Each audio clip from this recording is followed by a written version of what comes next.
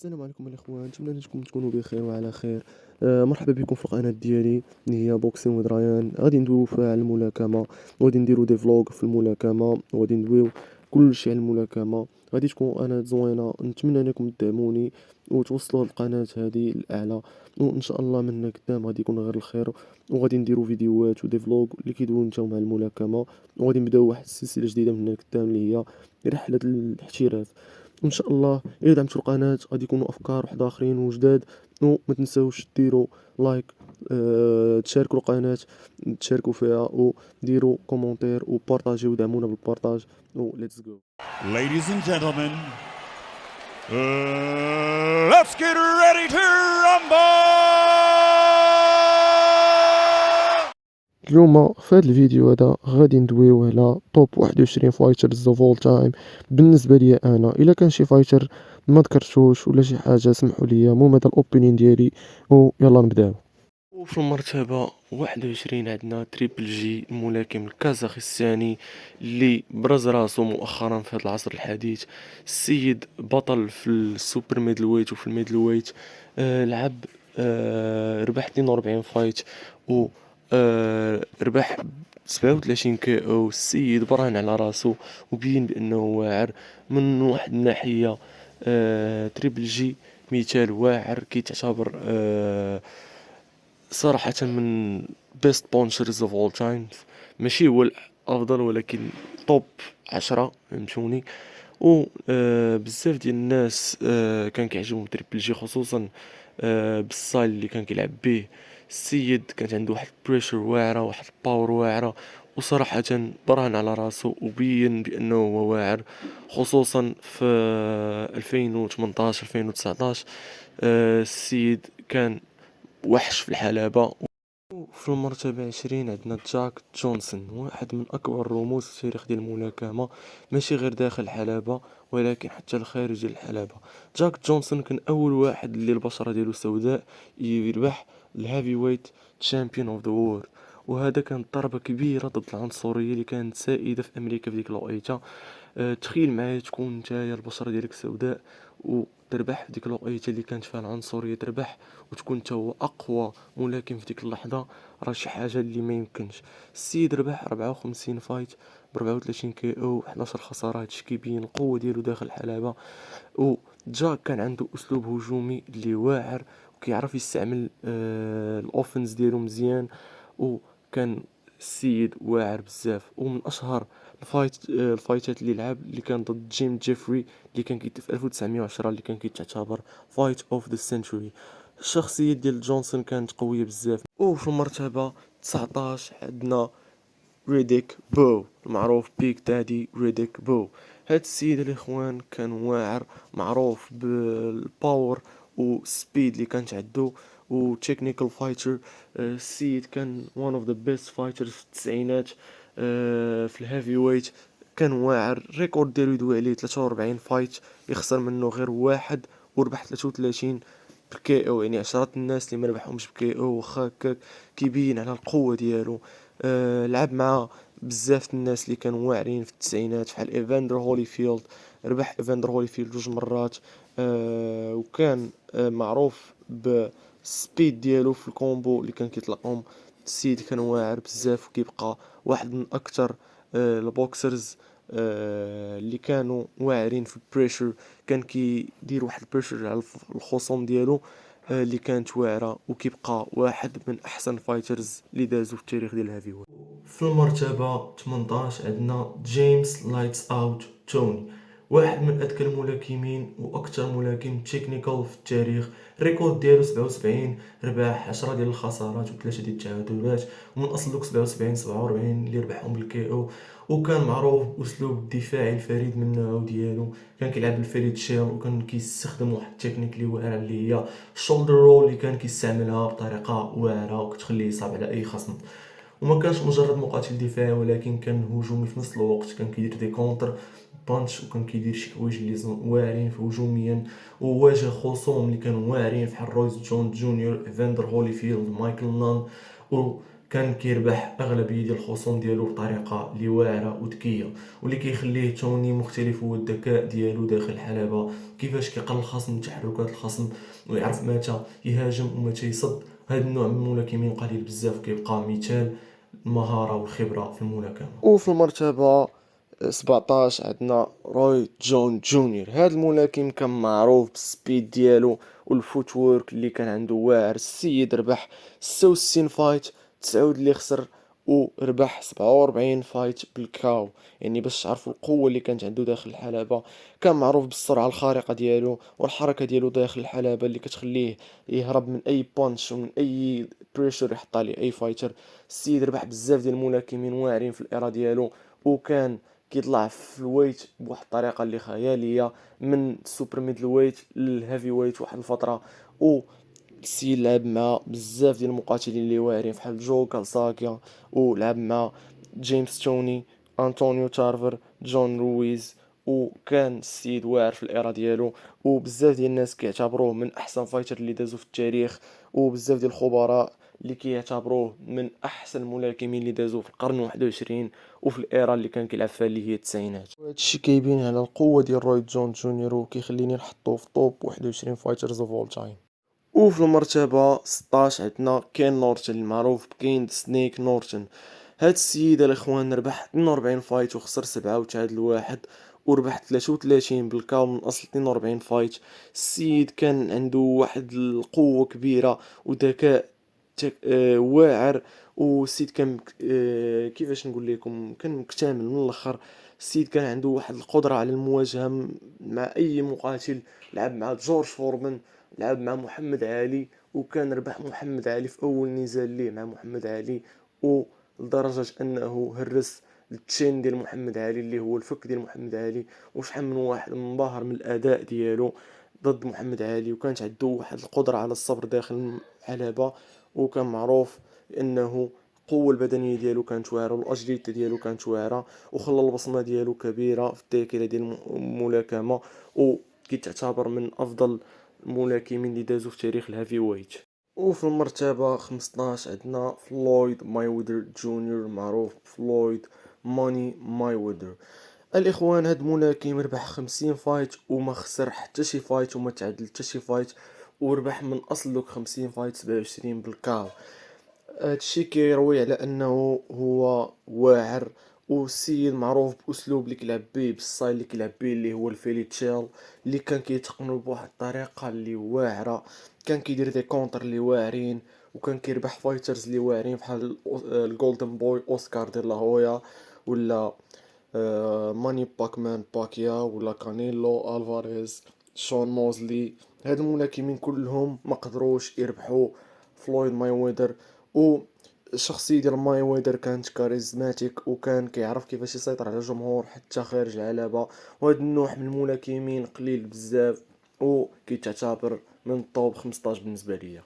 وفي المرتبة 14 عندنا خوليو سيزار تشافيز. هاد السيد بالضبط عزيز عليا الطريقة باش كيلعب، الطريقة باش كيسكيفي، الطريقة باش كيدير بريشر على الفايترز.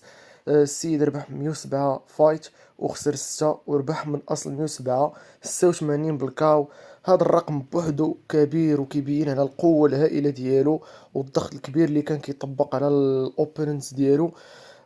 بالنسبة لي خوليو سيزار تشافيز كان من أحسن الفايترز اللي دازو في اللايت ويت. وسيد لعب مع فايترز اللي واعرين بحال أوسكار دي لا هويا، ميلدريك تايلر، بيرنون ووتيكر.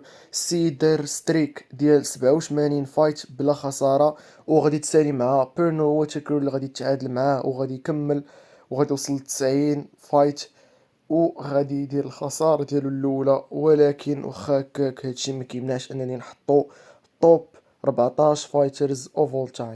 دوزو المرتبة 13 واللي عندنا فيها شوغر راي ليونارد. هاد السيد الاخوان ربح 36 فايت وخسر 3، وربح من اصل 36 25 بالكاو.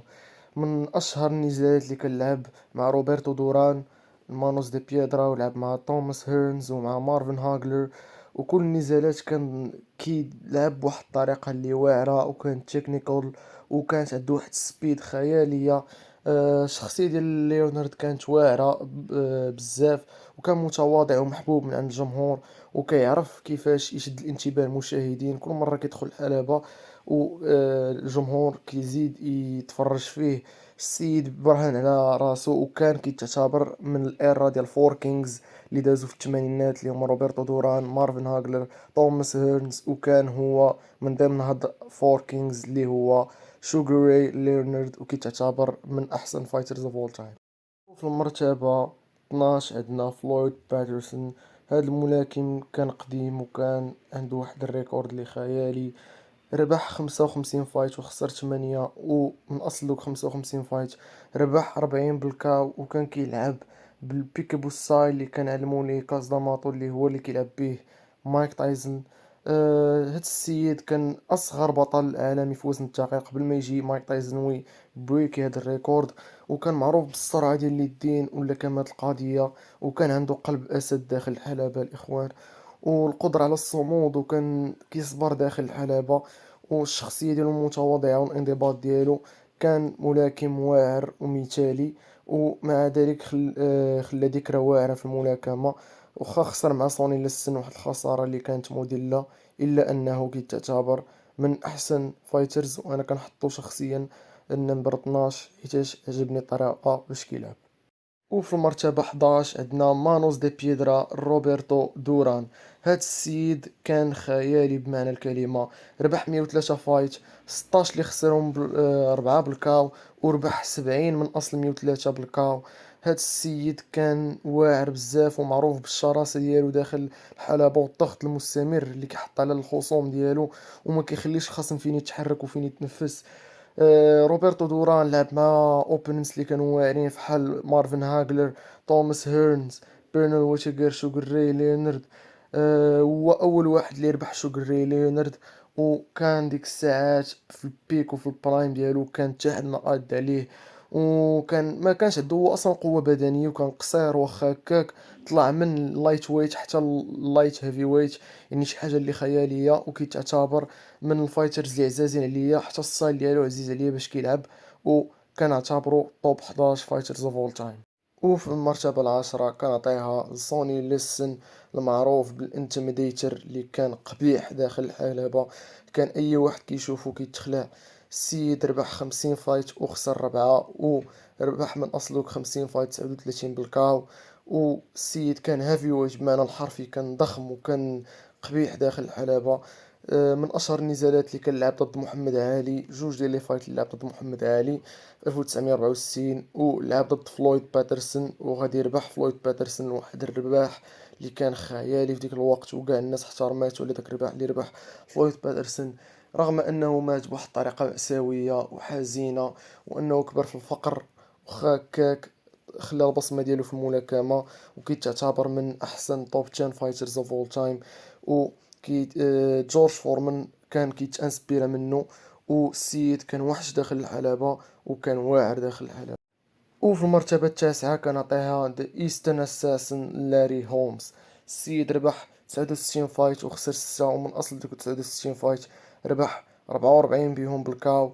كان مثال واعر داخل الحلبة، وكان ذكي بزاف ومنظم، وكان معروف بالجاب اللي كانت عنده واعرة، ولعب ضد ملاكمين اللي كانوا واعرين. الاوبوننت ديالو كانوا واعرين فحال لعب ضد محمد علي، كان نورتن، ايفاندر هوليفيلد.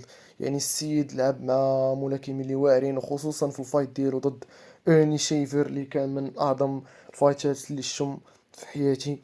وخا هكاك السيد كان واعر، رغم انه خسر مع مايك تايسون، الا انه خلى البصمه ديالو في الملاكمه، وكان واعر وتقني بزاف، والفوتورك ديالو كان واعر، وكان كيتانسبير من محمد علي، وهادشي اللي كيخليه يكون واعر. ندوزو المرتبة الثامنة واللي فيها ايفاندر ذا ريل ديل هوليفيلد، واحد من اكثر الملاكمين توازنا وبالانسد.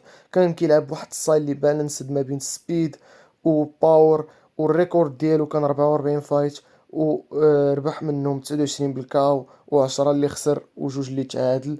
السيد كان شجاع بمعنى الحرفي، كان مشهور بالصمود ديالو والصبر ديالو داخل الحلبة، وكان لعب مع ملاكمين اللي واعرين فحال مايك تايسون، ريديك بو، جورج فورمان، جيمس توني، لينوكس لويس، يعني ملاكمين اللي كانوا واعرين بمعنى الحرفي.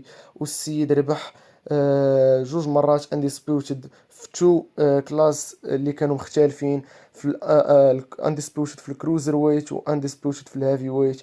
يعني السيد ربح في جوج ديال لي كلاس مختلفين وكان واعر بمعنى الحرفي. وصراحة كيعجبني الطريقة باش كيلعب. وندوزو المرتبة السابعة واللي فيها لينوكس لويس، واللي ربح 41 فايت وخسر جوج وتعادل واحد، وربح من اصل 41 فايت 32 بالكاو. السيد كانوا كيلقبوه بلينوكس ذا لاين لويس. كان من اعظم الهيفي ويت اللي دازو في التاريخ. كان واعر بمعنى الحرفي. السي لعب مع ملاكمين اللي كانوا واعرين في الايرا ديالو فحال مايك تايسون، فيتالي كليتشكو، ايفاندر هوليفيلد، وكان كيربحهم بواحد الطريقه اللي واعره. واخر انديسبيوتد قبل ما يجي اولكسندر اوسيك في 2024 ويولي انديسبيوتد، قبل ما كانش وكان هو اخر واحد. والسيد كان واعر وكان محترف داخل الحلبة وخارج الحلبة، والناس كيعرفوا انه هو واحد من اعظم الهيفي ويت اللي دازو في التاريخ. والطريقة باش كيلعب والانضباط والتركيز في التحضيرات ديالو قبل النزال، وكان بمعنى الحرفي واعر. وكيعتبروه بزاف ديال الخبراء واحد من المقاتلين الاكثر اكتمالا. في المرتبة الخامسة عندنا شوغر راي روبنسون، واحد من اعظم ملاكمين اللي دازو في التاريخ. الريكورد ديالو ربح 173 فايت، خسر 19 وتعادل 6، ولكن من اصل دوك 173 فايت ربح 108 بالكاو. هادشي كيبين على القوة الخارقة والمهارة الواعرة اللي كانت عند روبنسون. وهو اصلا معروف بالسبيد وبالباور وبالاي كيو بوكسين اللي كان عنده، وكان قادر يتحرك بواحد الطريقة واعرة. والفوت وورك والاجيليتي اللي كانت عنده حتى هي واعرة. ومن اشهر النزالات اللي كان لعب ضد جيك لاموطا، وكيتعتبر هو من احسن الفايتات اللي دازو في التاريخ. الشخصية ديال روبنسون كانت متواضعة في نفس الوقت، والمشاهدين كانوا كيحبوه وكانوا كيحبوا يتفرجوا في النزالات ديالو. وروبنسون كان كيتانسبيرو منه بزاف ديال البوكسرز فحال محمد علي اللي كان القدوة ديالو هو شوغر راي روبنسون، فحال شوغر راي ليونارد اللي كان القدوة ديالو هو شوغر راي روبنسون.